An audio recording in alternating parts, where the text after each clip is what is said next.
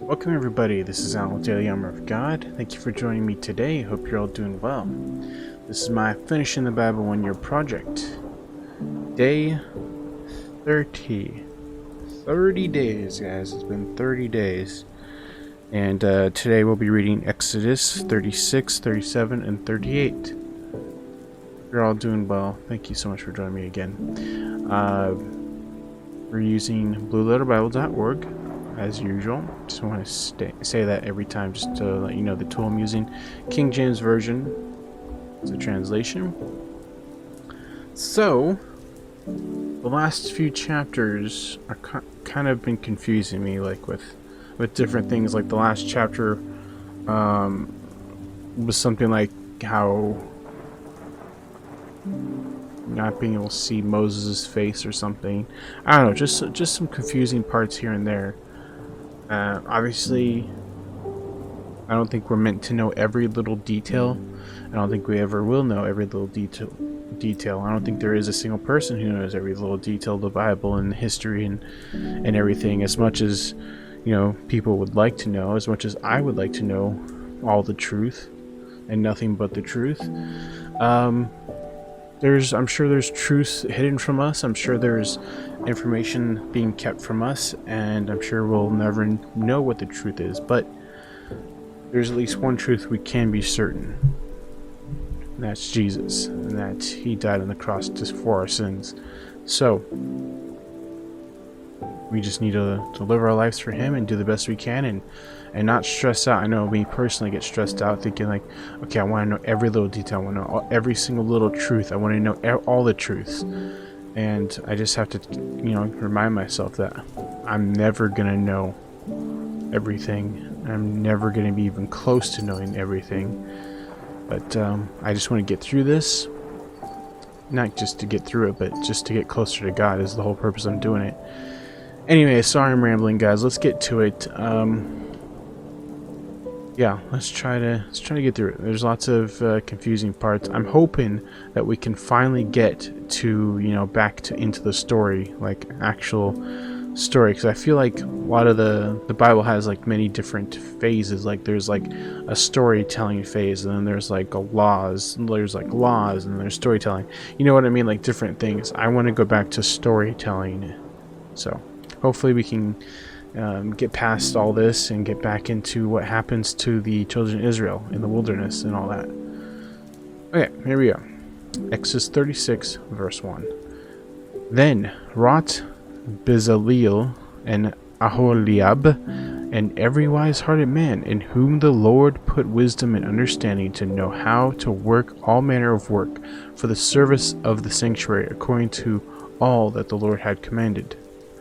And Moses called Bezaleel and Aholiab, and every wise-hearted man, in whose heart the Lord had put wisdom, even every one whose heart stirred him up to come unto the work to do it. And they received of Moses all the offering which the children of Israel had brought for the work of the service of the sanctuary, to make it withal.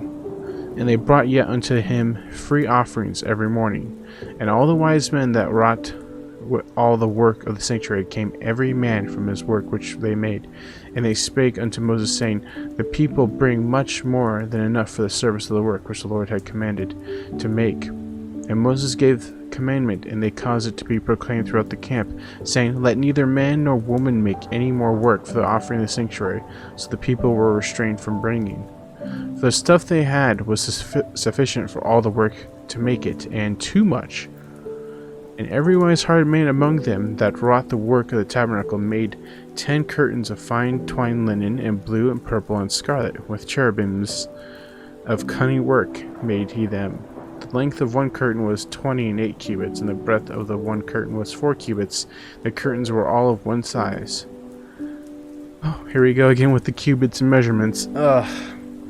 And he coupled the 5 curtains one unto another, and the other 5 curtains he coupled one unto another.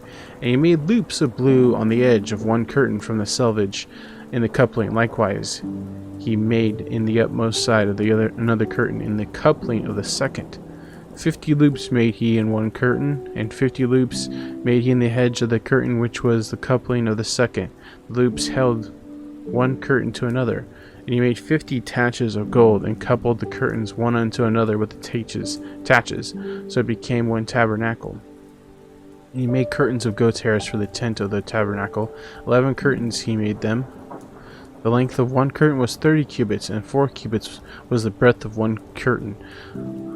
The 11 curtains were of one size, and he coupled 5 curtains by themselves, and 6 curtains by themselves. And he made 50 loops unto the utmost edge of the curtain in the coupling, and 50 loops made he upon the edge of the curtain, which coupleth the second.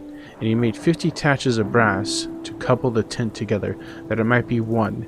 And he made a covering for the tent of rams' skins dyed red, and a covering of badger skins above that. And he made boards for the tabernacle of shittim wood, standing up. The length of the board was 10 cubits, and the breadth of one board 1 cubit and a half.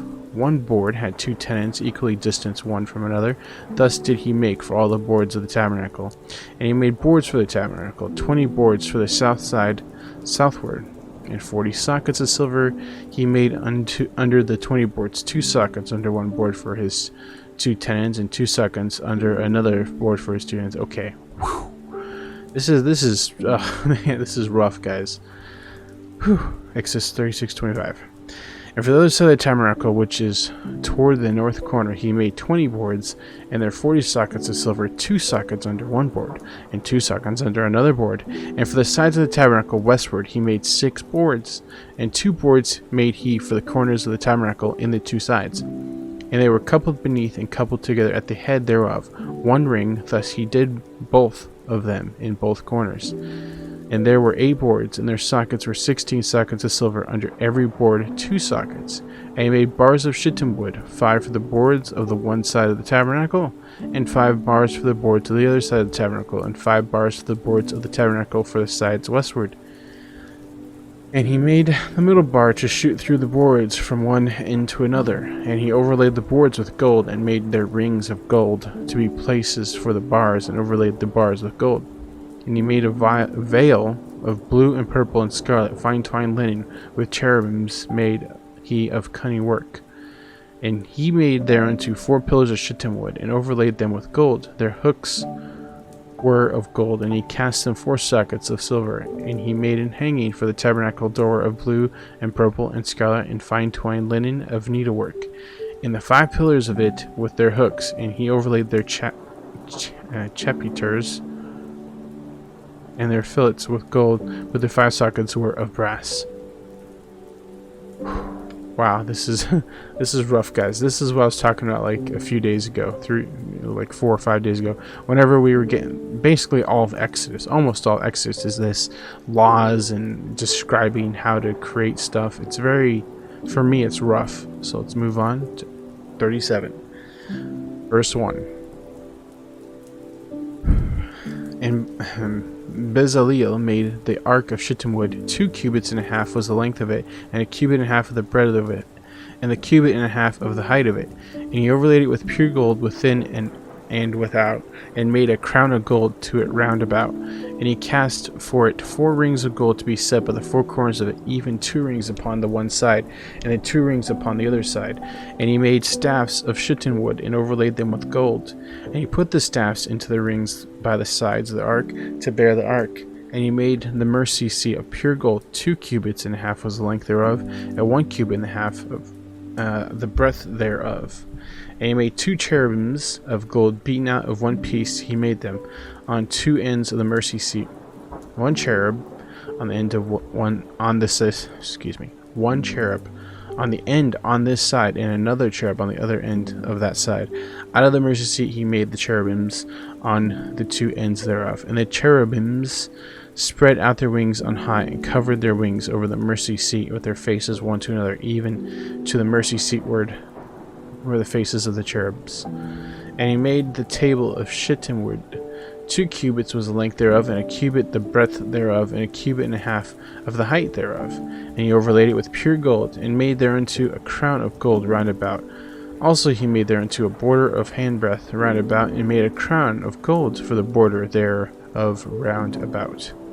And he cast for it 4 rings of gold, and put the rings upon the 4 corners that were in the 4 feet thereof. Over against the border were the rings, and the places for the staffs to bear the table. And he made the staffs of shittim wood, and overlaid them with gold to bear the table. And he made the vessels which were upon the table, his dishes, and his spoons, and his bowls, and his covers, to cover withal of pure gold. And he made the candlestick of pure gold. Of beaten work made he the candlestick, his shaft, and his branch, and his bowls, and his knops, and his flowers were of the same. The 6 branches going out of the sides thereof, 3 branches of the candlestick out of one side thereof, and 3 branches of the candlestick out of the other side thereof. 3 bowls made the fashion of almonds in one branch, and a knop and a flower, and 3 bowls made like almonds in another branch, a knop and a flower, so throughout the 6 branches going out of the candlestick.